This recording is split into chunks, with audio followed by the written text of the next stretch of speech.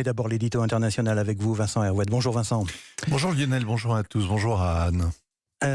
Depuis hier, c'est une véritable course contre la montre et contre le froid après les violents tremblements de terre en Turquie et en Syrie. Le monde se mobilise. Tout le monde se mobilise pour sauver les survivants, Vincent. Oui, la Grèce n'a même pas attendu que ses voisins belliqueux appellent à l'aide pour affréter un avion cargo. La Suède, elle aussi en querelle avec la Turquie qui refuse son entrée dans l'OTAN. La Suède a débloqué illico 650 000 €. L'Union européenne a activé son mécanisme de protection civile comme si les Turcs étaient en Europe. Le chancelier Scholz et le président Macron ont renchéri pour être le meilleur ami des Turcs. Les pompiers polonais sont partis avec leurs chiens, les sauveteurs italiens avec les Hongrois, les Espagnols ont apporté les drones, les Suisses leurs spécialistes. L'Europe est généreuse, elle joue des coudes pour aider les Turcs. 45 pays se mobilisent. Oui, l'Ukraine a envoyé des secouristes et la Russie aussi. C'est un comble, mais ça montre que la Turquie est un partenaire aménagé. L'Azerbaïdjan aligne des centaines de sauveteurs, c'est un pays frère. Le Qatar expédie un hôpital de campagne, c'est aussi un frère musulman. L'Inde, le Japon, le Canada, la Chine font comme Joe Biden qui a ordonné, écoutez bien, de fournir toute l'aide nécessaire en coordination avec la Turquie.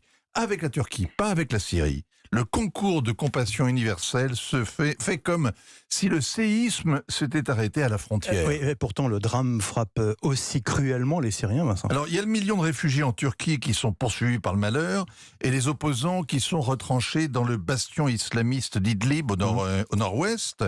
À cela, tôt ou tard, parviendront les secours acheminés en Turquie.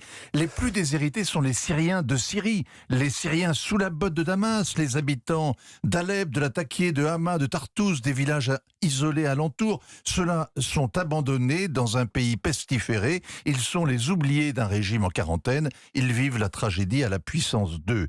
D'abord, ils n'ont aucun secours public à attendre, le pays est en ruine comme les hôpitaux. Souvent, ils ont tout perdu au cours de la dernière décennie et l'État va les oublier une seconde fois. Il n'y a plus d'argent, le peu qui restait est volé par le régime. 11 années de guerre ont passé la société civile à la centrifugeuse. Il n'y a plus d'ONG efficace sur place, très peu d'organisations internationales, car ce serait collaborer avec Bachar el-Assad, ce qui reste mal vu. Bref, ceux qui sont ensevelis sous les décombres des immeubles reconstruits à la va-vite, ceux-là sont enterrés sans une prière, sans le moindre rituel et sans même qu'on les compte. La terre a tremblé en Syrie, personne ne tremble pour les Syriens et pourtant il y aurait de quoi. C'est une épouvante. Bon, cela dit, Damas a appelé à l'aide et ses alliés ont répondu.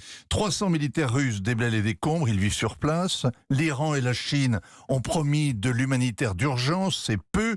Et puis il y a Israël. Benjamin Netanyahou a annoncé aux députés de son parti qu'il avait approuvé l'envoi d'une aide demandée par la Syrie via des canaux diplomatiques. Alors Damas a nié aussitôt, avec véhémence, la Syrie ne veut rien d'un pays qu'elle ne reconnaît pas.